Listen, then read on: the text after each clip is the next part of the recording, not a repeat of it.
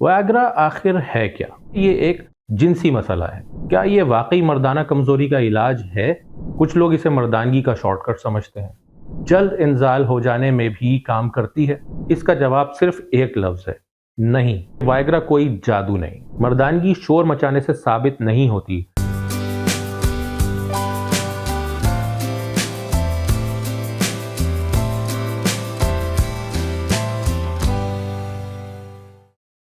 آج ہم ایک ایسے موضوع پر بات کرنے جا رہے ہیں جس پر دنیا بھر میں کروڑوں لوگ سوچتے تو بہت ہیں لیکن بات کم کرتے ہیں۔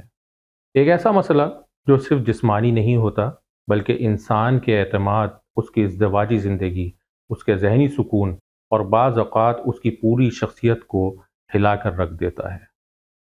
اور اسی مسئلے کے ساتھ ایک نام جڑا ہوا ہے، ایک بہت ہی مشہور نام: ویاگرا۔ کچھ لوگوں کے نزدیک یہ ایک معجزاتی گولی ہے۔ کچھ لوگ اسے مردانگی کا شارٹ کٹ سمجھتے ہیں۔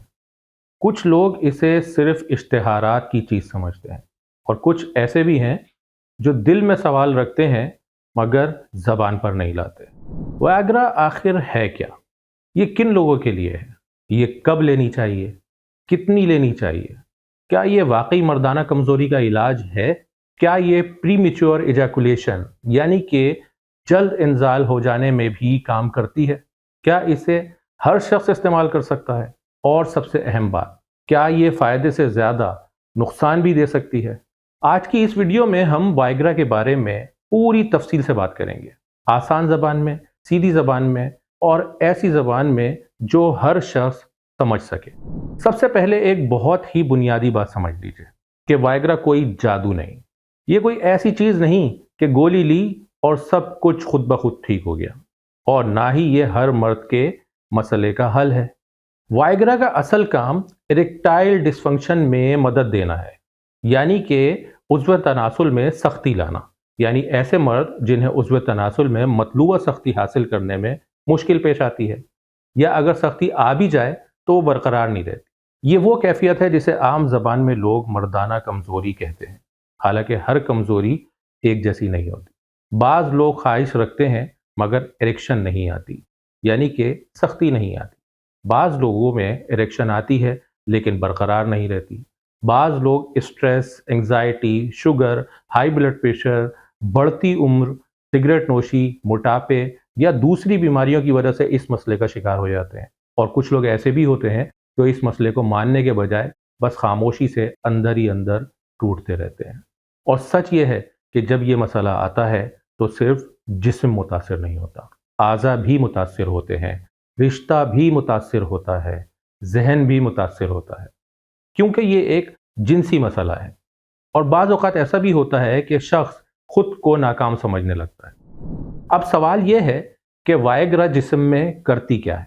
سادہ الفاظ میں سمجھیں تو ویاگرا جسم میں خون کے بہاؤ کو بہتر بنانے میں مدد دیتی ہے، خاص طور پر عضو تناسل میں۔ جب جنسی تحریک پیدا ہوتی ہے تو یہ دوا اس عمل کو سپورٹ کرتی ہے تاکہ اریکشن حاصل کرنا آسان ہو جائے، یعنی کہ سختی حاصل کرنا آسان ہو جائے۔ لیکن یہاں ایک بات بہت ضروری ہے، اور یہ بات اکثر لوگ نہیں جانتے۔ ویاگرا خود سے اریکشن پیدا نہیں کرتی۔ اگر جنسی تحریک ہی نہ ہو تو صرف گولی کھا لینے سے کچھ نہیں ہوگا۔ یہ کوئی بٹن نہیں ہے کہ دبا دیا اور مشین چل پڑی۔ اسے کام کرنے کے لیے سیکشول اسٹیمولیشن ضروری ہوتی ہے۔ اسی لیے بعض لوگ پہلی بار لے کر کہتے ہیں کہ اس کا کوئی اثر ہی نہیں ہوا۔ اثر کس لیے نہیں ہوتا؟ اس لیے نہیں ہوتا کیونکہ یا تو ٹائمنگ غلط تھی، یا کھانا بہت ہیوی کھایا تھا جیسے ہم لوگ عام طور پہ کھا لیتے ہیں، یا ذہن پہ اتنا دباؤ تھا کہ دوا بھی اپنا پورا کام نہیں کر سکی۔ اب آتے ہیں اصل سوال کی طرف جو سب سے زیادہ پوچھا جاتا ہے کہ ویاگرا کب لینی چاہیے؟ عام طور پر ویاگرا کو جنسی عمل سے تقریباً 1 گھنٹہ پہلے لیا جاتا ہے۔ یہ سب سے عمومی طریقہ ہے۔ بعض لوگوں میں یہ 30 منٹ کے اندر بھی اپنا کام دکھانا شروع کر سکتی ہے، اور بعض میں کچھ زیادہ وقت بھی لے سکتی ہے۔ لیکن محفوظ اور عام سمجھ یہی ہے کہ اسے تقریباً 1 گھنٹہ پہلے لیا جائے۔ اگر آپ نے بہت زیادہ تیل والا کھانا، بھاری یا مرغن کھانا کھایا ہوا ہے، اسپائسی کھانا کھایا ہوا ہے، تو دوا کا اثر دیر سے شروع ہو سکتا ہے۔ اس لیے اکثر لوگ اسے ہلکے کھانے کے بعد یا نسبتاً خالی پیٹ لینے کو ترجیح دیتے ہیں تاکہ دوا بہتر انداز میں اپنا کام کر سکے، جذب ہو سکے۔ वायग्रा का असर हमेशा एक ही घड़ी की सुई की तरह नहीं चलता। कुछ लोगों में ये 4 घंटे तक भी असर रख सकती है, कुछ में इससे कुछ ज़्यादा भी रख सकती है और कुछ में इससे कम भी। लेकिन ये समझ लेना कि गोली खा ली और पूरा दिन कोई गैर मामूली कैफियत बरकरार रहेगी, ये बहुत बड़ी गलतफहमी। अब सबसे नाजुक और अहम सवाल कि वायग्रा की डोज कितनी होनी चाहिए, यानी वायग्रा की खुराक कितनी होनी चाहिए। बहुत से बालिग मर्दों में इसकी आम शुरुआत 50 मिलीग्राम से की जाती है, यानी पहली बार या उमूमी इस्तेमाल में अक्सर यही डोज दी जाती है, यानी कि यही खुराक दी जाती है। अगर फ़ायदा कम हो और जिस्म उसे बर्दाश्त कर रहा हो तो बाद ज़रूरी सूरतों में डॉक्टर डोज को 100 मिलीग्राम या 100 mg तक बढ़ा सकते हैं। और अगर साइड इफ़ेक्ट ज़्यादा हों या मरीज़ उम्र रसीदा हो या जिगर और गुर्दों के मसाइल हों तो 25 मिलीग्राम डोज भी रखी जाती है। यहाँ एक सुनहरी उसूल याद रखें, वायग्रा दिन में एक बार से ज़्यादा कभी ना लें। ऐसी गलती बेशुमार लोग करते हैं, मेरे अपने मुशाहिदे में इस तरह के लोग हैं कि यहाँ अगर एक गोली से हस्बे तवक्को नतीजा ना मिला तो दूसरी भी खा लेते हैं। ये हरकत इंतहाई ख़तरनाक है आपके जिस्म के लिए और आपकी बॉडी के लिए। मर्दानगी दिखाने के चक्कर में आदमी अपनी सेहत का खाना ख़राब कर लेता है और फिर मसला वो नहीं रहता जिसके लिए दवा ली थी, मसला कुछ और बन जाता है। ज़्यादा डोज लेने का मतलब ये नहीं कि ज़्यादा ताकत मिलेगी। कभी कभी ज़्यादा खुराक का मकसद सिर्फ ज़्यादा साइड इफ़ेक्ट्स ही होता है। वायग्रा के साइड इफ़ेक्ट्स क्या होते हैं? अगर दवा सही मरीज़ ने सही वक्त पर सही खुराक ली हो तो यह इरेक्शन हासिल करने में मदद देती है, यानी कि सख्ती हासिल करने में मदद देती है, यानी खून का बहाव बेहतर होता है और जिनसी अमल के दौरान मजबूती पैदा करने या उसे बरकरार रखने में आसानी होती है। लेकिन इसका ये मतलब नहीं कि यह आपकी ख्वाहिश, आपके जज्बात, मोहब्बत, क़ुर्बत या एतमाद को खुद ब खुद बना देगी। ये रिश्ते सही करने की दवा नहीं है। ये तनाव, खौफ, मायूसी या इज़्दिवाजी फासले की भी दवा नहीं है। ये सिर्फ एक जिस्मानी मैकेनिज़्म को सपोर्ट करती है।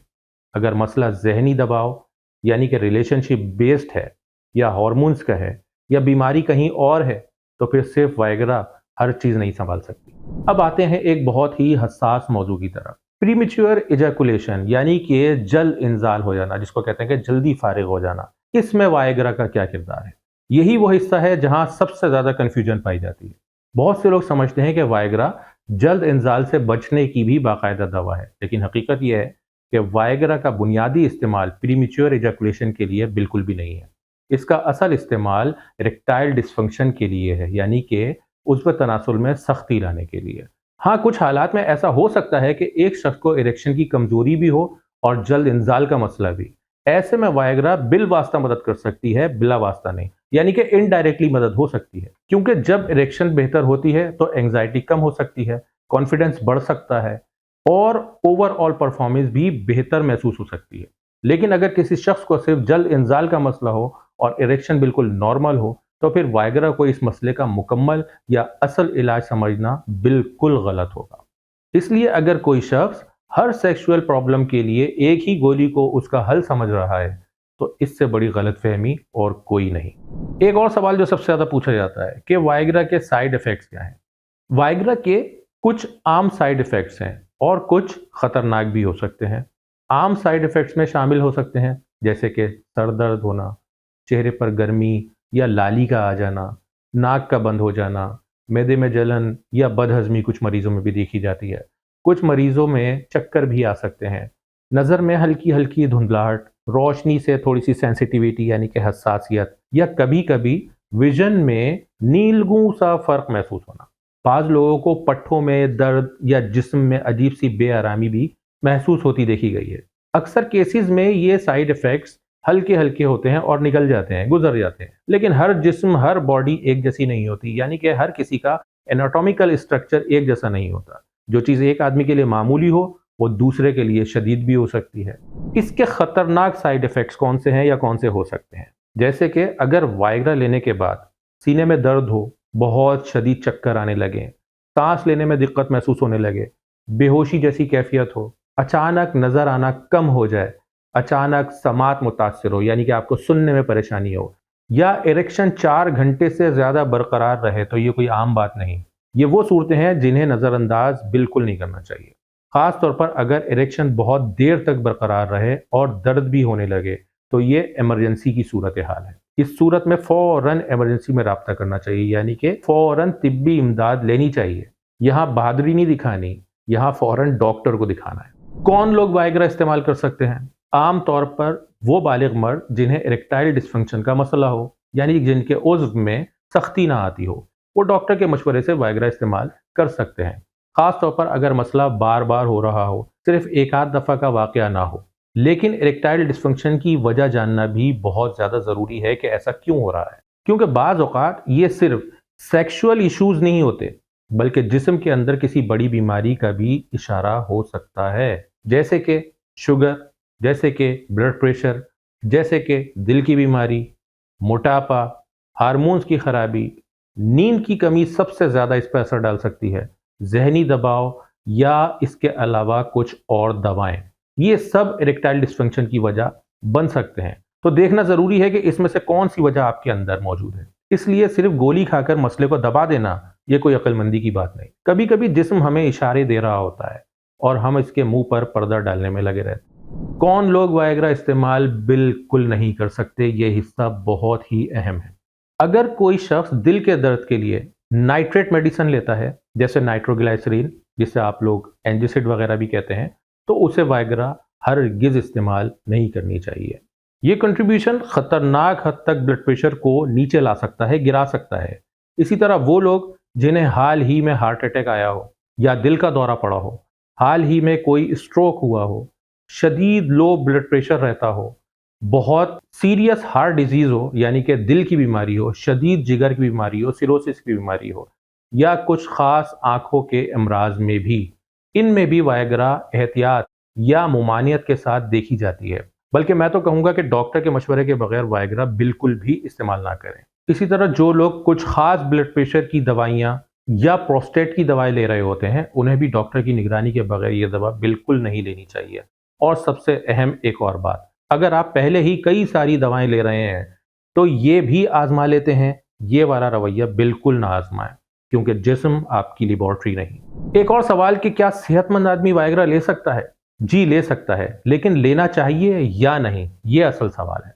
अगर किसी शख्स को इरेक्टाइल डिस्फंक्शन है ही नहीं, फिर भी वो सिर्फ क्यूरियोसिटी या थ्रिल के लिए या ज़्यादा ताकत के तसव्वुर से वाइग्रा लेता है, तो वो एक गैर ज़रूरी रिस्क ले रहा है जिसकी ज़रूरत नहीं।